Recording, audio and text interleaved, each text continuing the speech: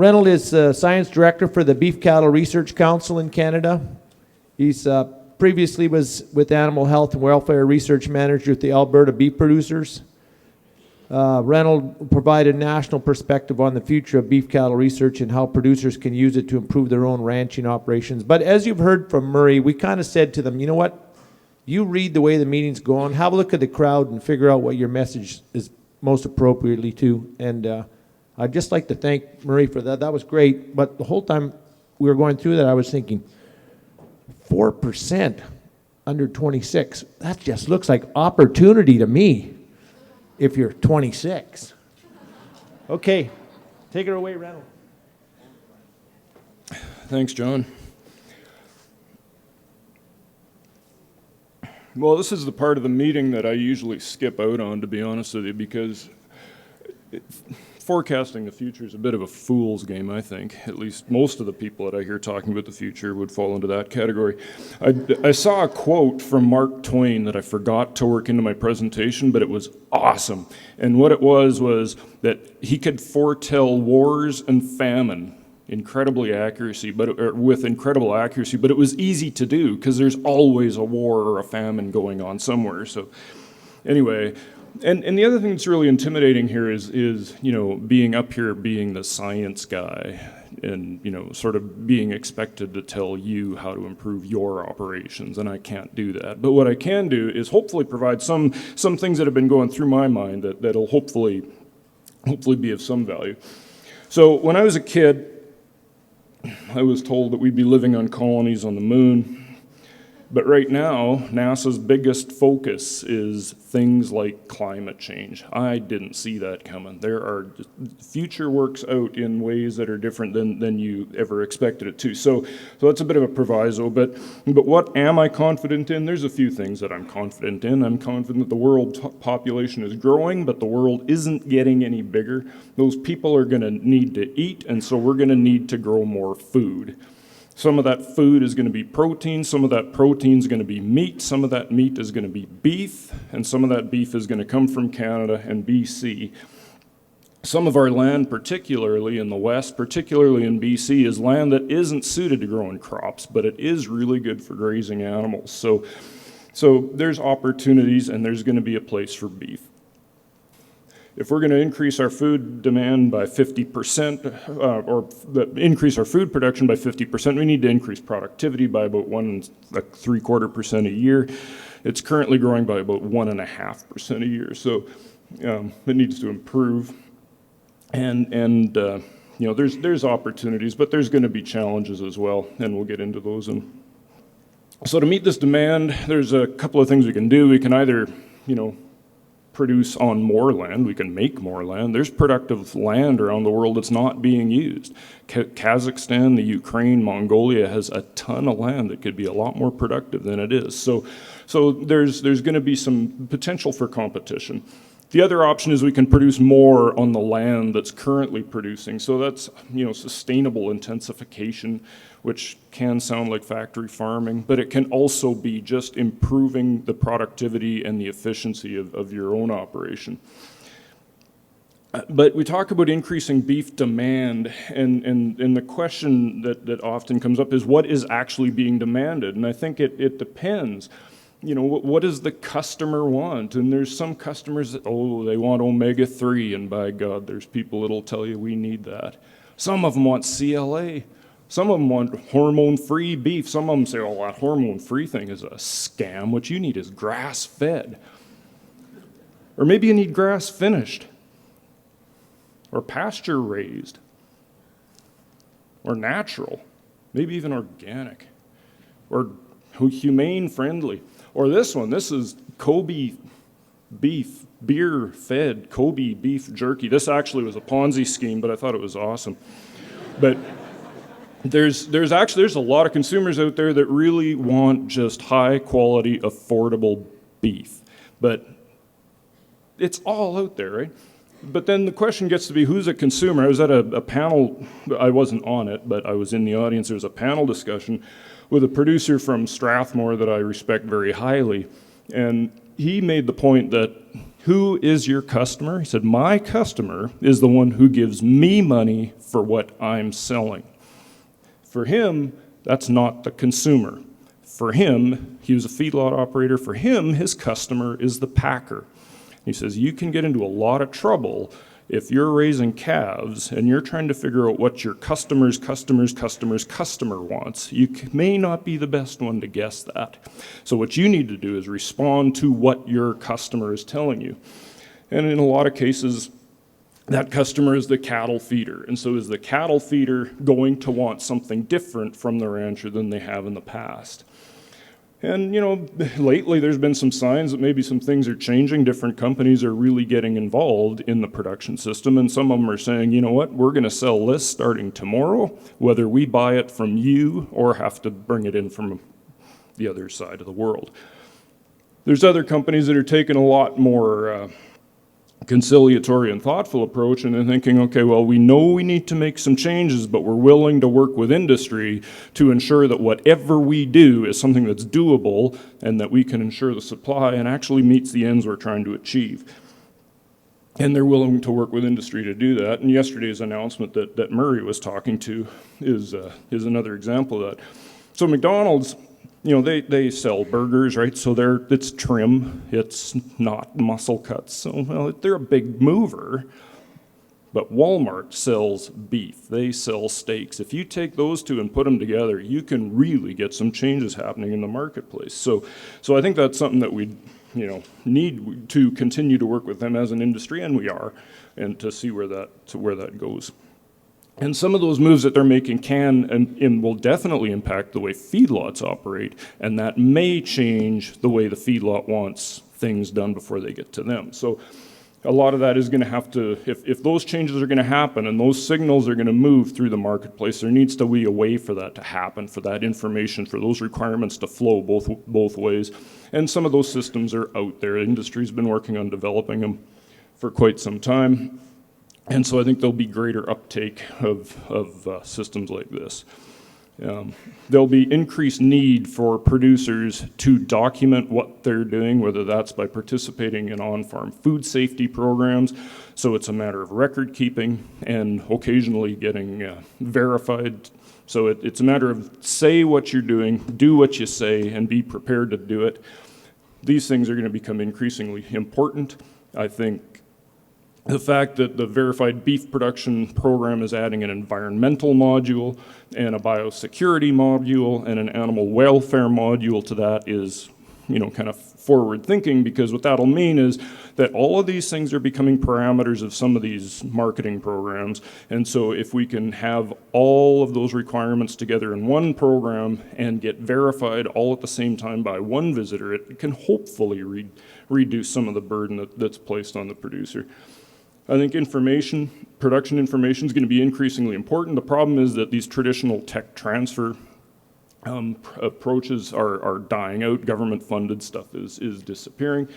But you know, technology has provided a lot of ways for producers to communicate with each other around the world and figure out new ways of, well, what have you tried, what works, what doesn't, and figure out ways producer to producer to implement new things. As an industry, we're a research funder, we've never historically gotten too involved in tech transfer. We're starting to now.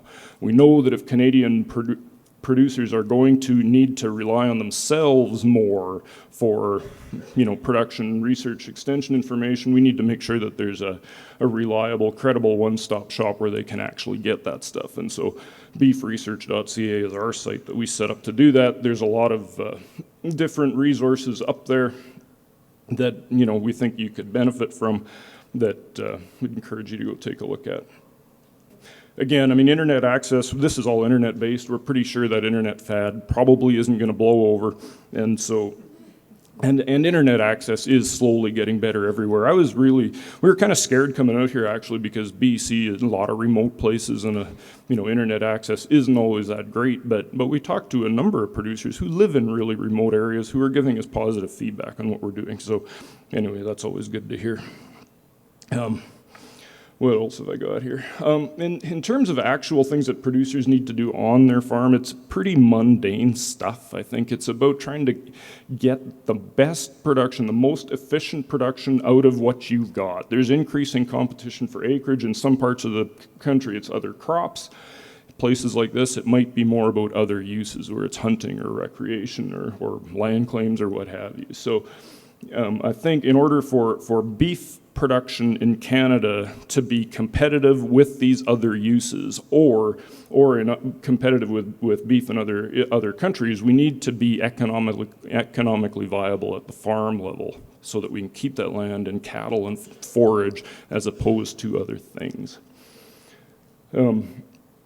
We're also, we're not just competing with other uses for the land, we're also competing with other proteins, whether it's pork or chicken. We're never going to be as efficient as pigs or chickens at turning grain into meat, but chickens and pigs would starve on the land that you're raising cattle on. So there's this is sometimes the best use for the land. But that said, winter feed costs are still the biggest chunk of annual production costs for the cow herd, and so research and implementing new ways to try to keep those costs down, I think, is going to be really, really key. So whether that's through trying to improve forage yields, through efforts to breed better things, or manage rangeland and pasture better, that's going to be key.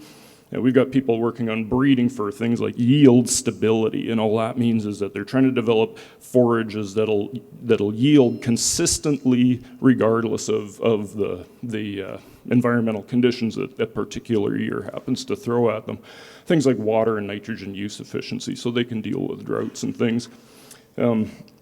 Improving forage quality, so that the animal has good nutrition throughout the year rather than just during the peak growing season, and whether that's through plants that'll be high quality the whole year long, or whether it's just combinations of forages. Those are the sorts of things that are being worked on. What else? So I think there'll need to be increased focus on nutritional and animal health management to make sure that every cow has a calf every year for a lot of years in a row, just because reproductive efficiency drops and profitability drops. I think to do that, producers will need to have a stronger relationship with the professionals that they do have access to, whether it's vets or nutritionists or whatever. And that comes back, I think, to some of the internet stuff, right? That you don't need to have a vet at the end of your driveway to do this. You can communicate with professionals all around the world. So I think there's opportunities there. But from a funder perspective, we need to make sure that we're continuing to train the professionals that can do this. And one of the problems that Andrea mentioned yesterday in her talk, I don't know if you were here or if you heard it, but we're really, really concerned about the fact that in Agriculture Canada, we think close to 50, maybe 60% of Ag Canada scientists will be eligible to retire within the next 3 years. And I don't know about Murray, but I suspect a lot of the similar things are happening at universities. And so when those people are gone, who is going to train your next generation of veterinarians or nutritionists or what have you?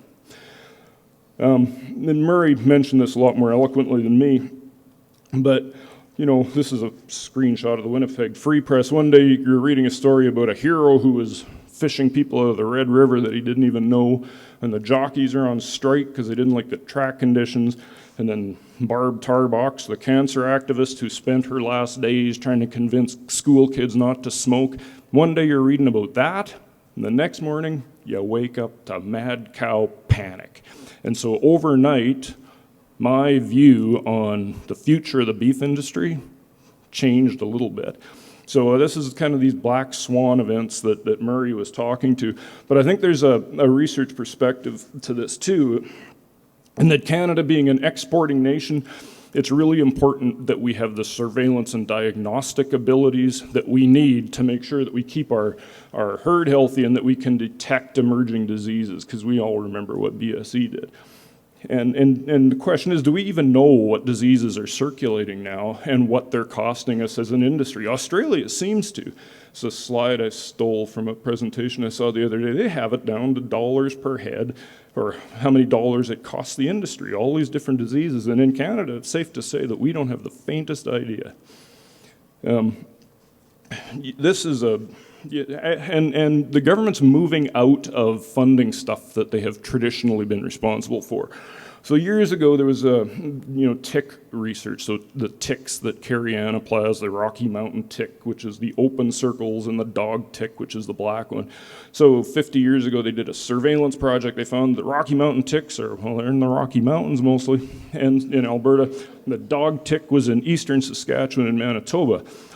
And then, of course, with anaplasma being a trade barrier, there was a bunch of research to figure out whether there was competent vectors around. So they redid this study.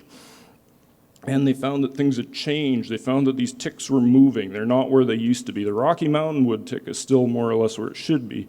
But that dog tick is moving west. And we wouldn't have known that if it wasn't for an industry-funded study. And industry needs to be doing this stuff because Agriculture Canada is getting out of it. So industry is being tasked with doing more. So we're doing another tick study right now. Sorry, this one's in color. It doesn't overlay quite properly, but they're looking for ticks all through the 4 western provinces. So far, they haven't been finding that many in BC, which is positive.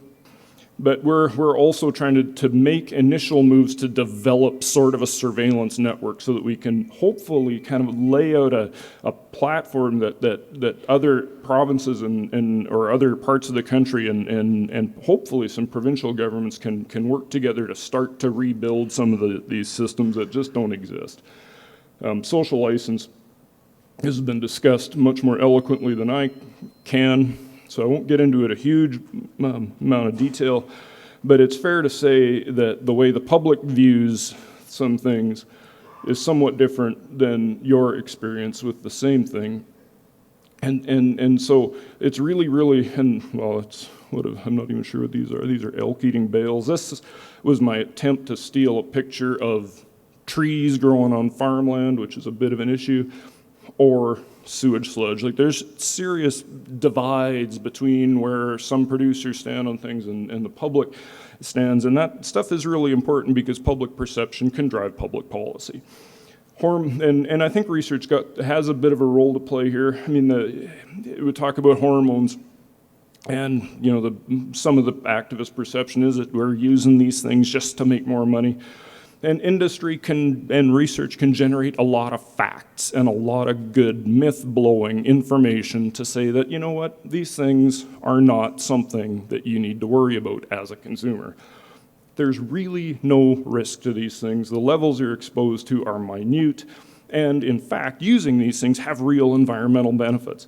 We can do the same thing on the antibiotic side. There's a lot of activist stuff about antibiotics, but we've got the science facts to say the drugs that we're using in cattle are not the ones that are important for human medicine. We can say that our antimicrobial resistance compares as well or better than any other place in the world. We can say that if we impose regulation that'll clamp down on one particular thing, that we might have some really unintended and negative consequences. But I am very sad to say that although these facts help us to communicate honestly and accurately, people really don't want to hear me. They don't want to hear a talking head talk about facts. They don't want to hear me. They want to hear Erica and Erica. They want to hear ranchers talk about the way they do things and why they do things, having sound factual reasons of why they do things the way they do. Sorry, this is Erica Strand and Erica Fossum. I think it's Erica on the left. But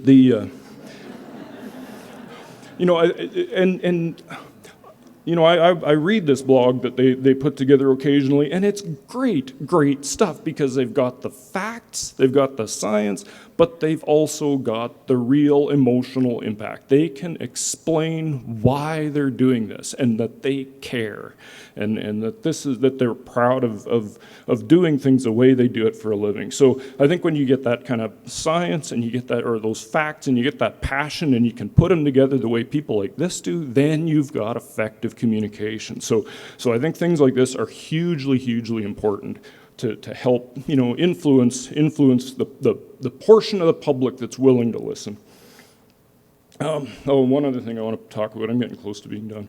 And one is that Canada's beef industries are a really big business, $33 billion contribution to Canada's GDP.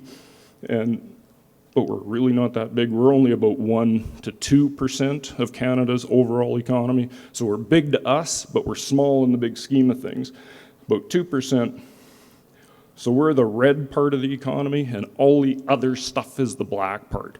And so what that is, the reason that's important is that when government is setting policy, we need to make sure that even though we're a relatively minor player in society and the economy, but we need to make sure that our voice is heard so that government policy or regulation or whatnot doesn't negatively affect the industry. And that kind of stuff can happen. I mean, here's something in Europe, how they're talking about laws around saturated fat content in meat. But they're all crazy in Europe. That would never happen here. But it might happen in the US, where they're talking about taking meat, red meat, off the dietary recommendations, not because it's unhealthy, but because it's not sustainable. And those are laws, government policy, that are getting pushed. Here, there's very real things going on here, especially on the transportation side.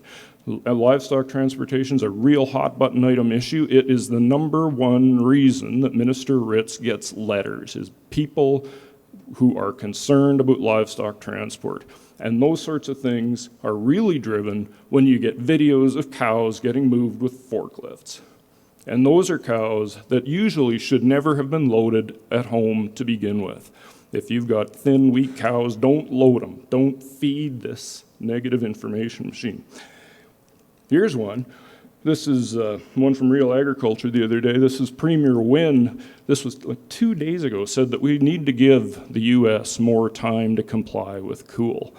This issue has been going on for, 11, 15 years. It's been a real fight for the last 7. This used to be an ag minister, and here she's saying this. This is why your producer groups need to be strongly linked with your government so that they understand your perspectives on things. Oh, and here's one from the Globe and Mail yesterday about the BC government and that issue with planting trees on farmland. And the BC government, somebody from the government was quoted as saying, whoa, wait, maybe this isn't the best thing that we should be doing, is seeding farmland down to trees for the next 100 years. And so this is really important because some of your BC Cattlemen's people are going to be in Victoria next week talking to the legislature. There's an opportunity for them to get your perspective through on issues like this. And it's really important that your checkoff dollars and that you are supporting them in their efforts to do this. So if we can help on the public communication side, if we can keep up the communication with the government, that's all positive.